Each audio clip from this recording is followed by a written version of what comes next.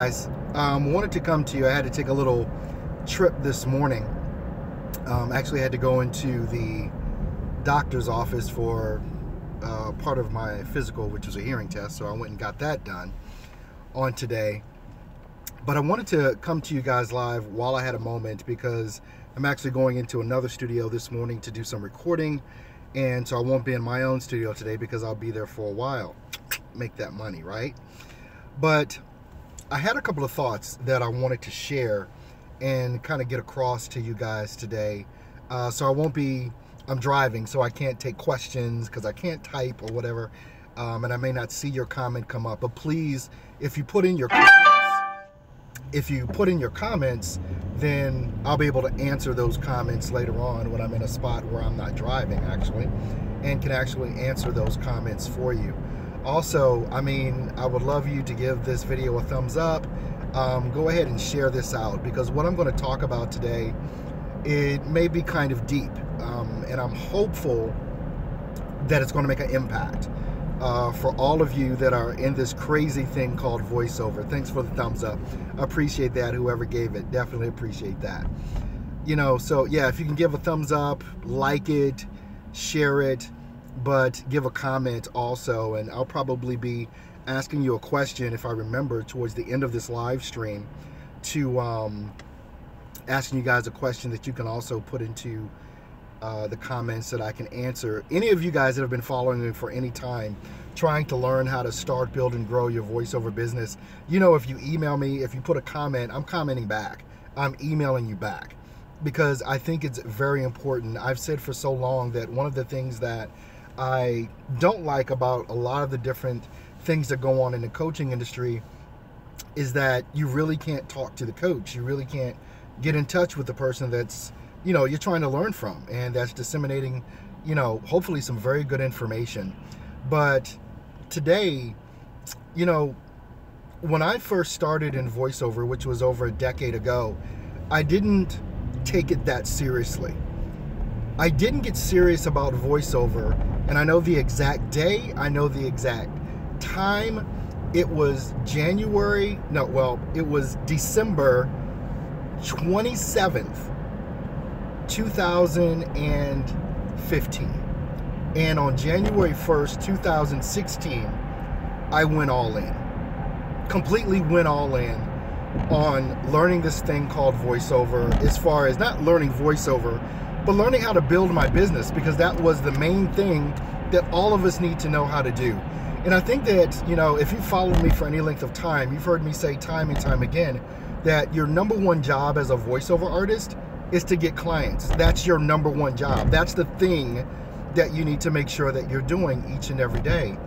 And so it's coming up on my 2-year anniversary where I went all in. And if you followed me, you've seen me grow. You've seen me go from, my home basement. You've seen initially me set up some crazy color blankets all around me and talk about doing this thing called voiceover. You've seen me change those crazy colored blankets into all black blankets, surrounding me to make it look a little bit more like a studio. You've seen my green screen of a studio backdrop, and now you've seen me move into an office, into an actual studio. And I can tell you this, moving into that studio was the best thing that has happened since this whole thing started for me. But when I look back and I think about the decisions that I've made in my voiceover career, I have to take this all the way back to when I was about 16, 17 years old. And my father, Earl Hall Sr., I was in high school at the time, and I don't even remember what the conversation was, but he said, "Son, have a mind to have your own." Now, he didn't go into an explanation of what all that was, but I took that a certain type of way. And I said, at that time, I was entrepreneurial already at a very early age, but I took that as a boost. I took that as something to give me the energy to go on, to know that, my dad told me to do this, so I can do this. And he believes in me, so I need to believe in myself. My father has never owned a business himself. He's got 2 master's degrees, though, and 1 doctoral degree. So he's not, a dummy by any stretch of the imagination. But having that mind to have your own is really something that you're going to have to dig into when it comes to building your voiceover business. There is no shortcut in this. There's no shortcut. The hustle and grind, that motto that I have, the hashtag grind and don't quit, is something that I live every single day. It's not something that I play around with, and it's not something that is just a cute hashtag to have. It's my mindset. It is what I'm built on. It's the foundation of everything that I do, is grind and don't quit. And when I look at voiceover artists like some of you that are watching this live, and that some of you may watch this on the recording, it's got to be the mentality that you have that you're going to do this thing until it works. And if you don't have the mentality that you're going to do it until it works, it probably never will. And so when I think about the different struggles that I've had to go through in order to build my voiceover business, every struggle, every misstep that I've taken has been a lesson. Everything has been a lesson. Do everything that you can. I don't care if you're trying to, do this on a pay-to-play site, if you're trying to do this on a freelance site, whatever it is, just do it. When I made that decision to go all in, and this is it may be an interesting story for you guys to hear, but when I made this decision to go all in, I was working full-time as a bus operator here in Milwaukee, Wisconsin. And I had decided that, you know what, I've been trying to do certain things online and do a business online, and just nothing has worked. And I've done this for so long, even though I'm making a little bit of voice there. I don't know if you guys are still getting me. Okay, I'm back. I had to reconnect here. But if you're in VO and you hear someone say VO, you know it's voiceover. And we got to talking, and he was saying that he was going to get me hooked up with these studios and da-da-da-da-da. And literally it never happened. But when he said what he said, he turned out to be a big phony. But it was the inspiration that I needed to do what it was that I needed to do, which is to start, build, and grow a voiceover business. That's what it was, the push that I needed. Even though this guy that I talked to was full of bunk, I don't even know if he was ever in voiceover or whatever. He may have just been stunting, as they say in the hood, or just selling wolf tickets or whatever, or trying to impress me or make me think he was something that he wasn't. But it gave me that push that I needed to go on. Some of you may know the story. I mean, my background is actually in mechanical engineering and design. I had an engineering firm here in Milwaukee where, some of my biggest clients, I worked with Harley Davidson. They were a client of mine for years. And that's what my schooling is in. That's what my training is in, is engineering and mechanical design. And I hated it. I literally hated it. And some things happened and the business failed. It failed. Because some of the partners that were brought in, we were doing good for a few years, and then some of the partners that were brought in, one of them turned out to have tax problems, one of them turned out to be an alcoholic, and it completely destroyed the business. And I went through depression literally for about 3 years. I went through a depression, and also didn't even know it. Did not even know that I was in depression. But I also knew that that's not what I wanted to do. And we're talking about in my mid-30s. And last month, I just turned 48 years old. And so for about 5 years, I, went back and forth. I continued to do certain things. I was in voiceover, video production. I've done a lot of stuff, over my years in this thing, being an entrepreneur. But I realized, I sat down with myself one day and I was like, what is it that you really love to do? What is that thing that has always given you joy? And sometimes you have to look back over your life and you'll find that. And it may not be voiceover for you. It may not be that thing that drives you. But doing voiceover is the thing that drives me every single day. It's the thrill of the hunt, the chase, and everything else. The biggest thrill for me is really not doing voiceover work. The two biggest thrills that I have are the chase, getting the client to say yes, and then the editing process. Absolutely love the editing process of voiceover. I had an email from one of my students, Anthony, sent me an email. He just purchased one of my products at stepstovoiceoversuccess.com and was saying that he's getting ready to make his demo. And or learn how to make demos. I was like, well, I'm getting ready to put out a course. It'll be out next week, and I'm going to teach everyone how to make their own demos. Because if you've heard me say anything, it's like you've got to know your DAW inside and out. And I just believe that. And I believe you have to learn how to make your own demo. But whatever your struggle is with voiceover, and it could be voiceover, it could be anything else. But whatever that struggle is, if you're not willing to do it through the struggle,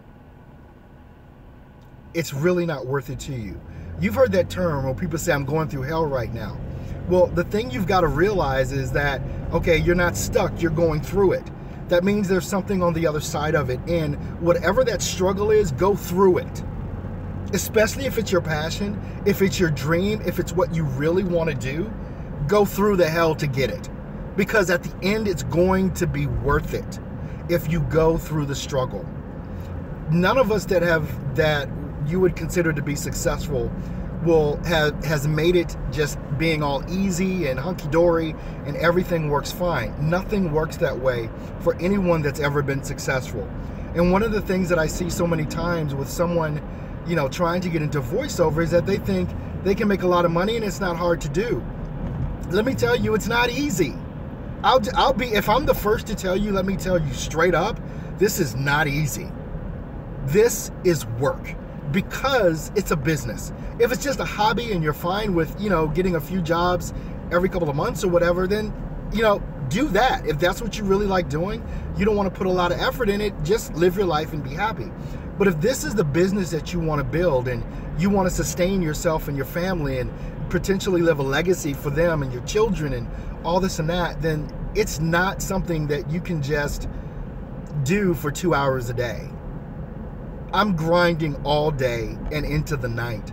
And this is what it takes to build a successful voiceover business. It's why I built stepstovoiceoversuccess.com. One, because I knew there was something missing. And I've said this before, and I said it at the beginning of this live stream, that I think one of the biggest things that is missing in the coaching space is access to the person that you're trying to learn from.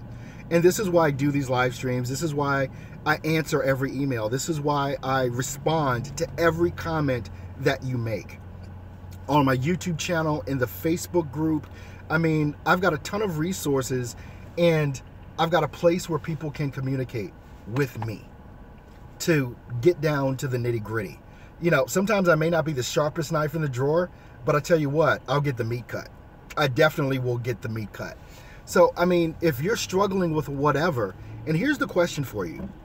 What is it that you're struggling with in voiceover? Is it your DAW?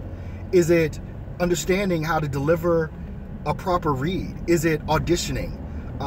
Is it marketing? Is it knowing how to get the clients? In the comments of this video, I want you to put what your biggest struggle is in voiceover. That's what I want to know. What is your biggest struggle when it comes to voiceover?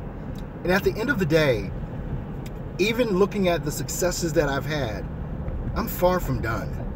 I've got a long way to go. And I've got a vision for what it is that I want, and it's in my head. And that's one of the things that all of us have to do. And if you listen to, I like to listen to Gary Vee. I usually listen to him in the morning when I'm on my way into studio. And he talks about working, figure out what it is that you want to accomplish. What is your highest thing that you want to accomplish, and work backwards from that. Work backwards from that. And start laying out a plan to get to that space. And this can go far beyond voiceover. 2 years ago, I didn't have the vision that I have now. I thought that I just wanted to be in voiceover. And that wasn't the case for me. It became bigger for me. It became much bigger. I wanted a studio. I wanted a talent agency.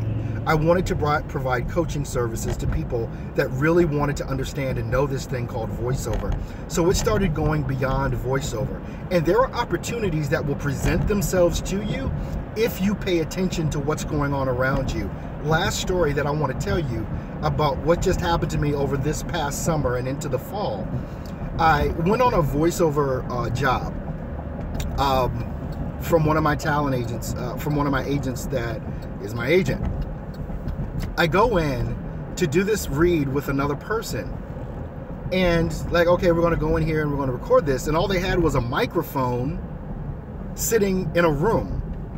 And okay, if you know anything about recording spaces, that doesn't get it. So, and besides that, they had one mic. They wanted us to both read at the same time.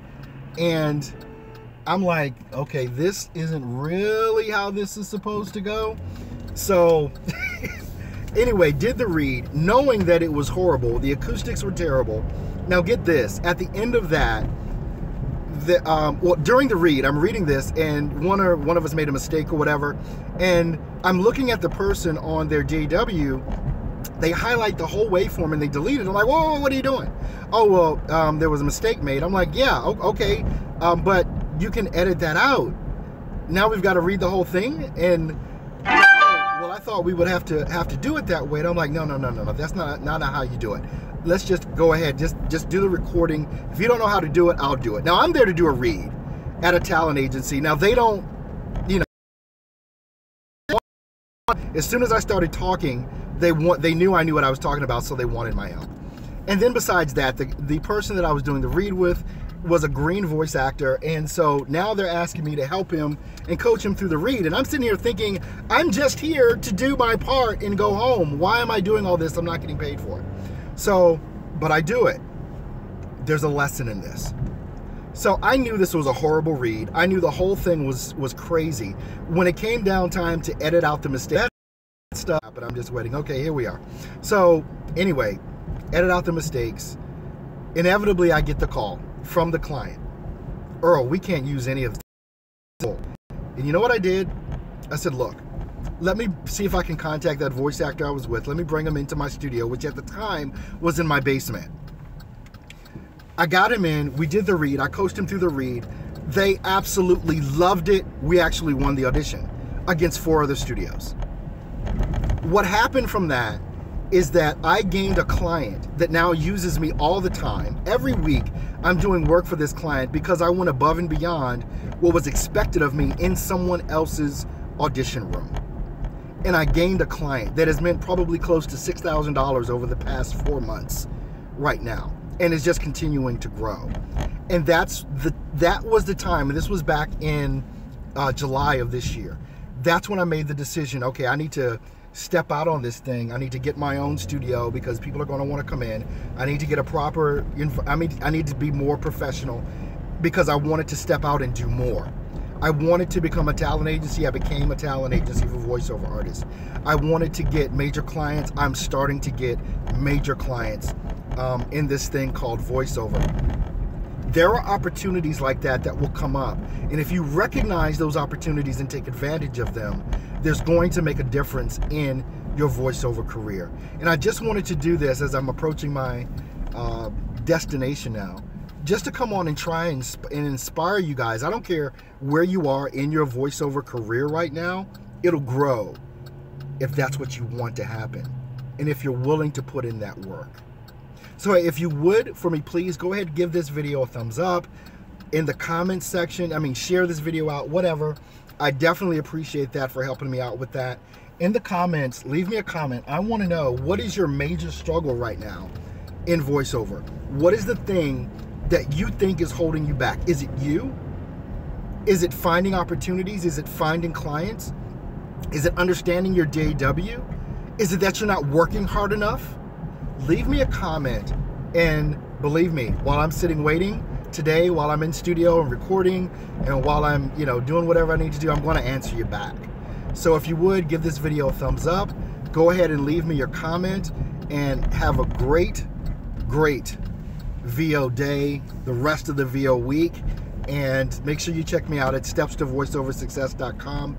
Would love to have you become a part of my free community there. Just go to the website, stepstovoiceoversuccess.com, and you'll see how to join there for free and also participate in our Facebook group. You guys have an awesome day. Love you guys. Take it easy.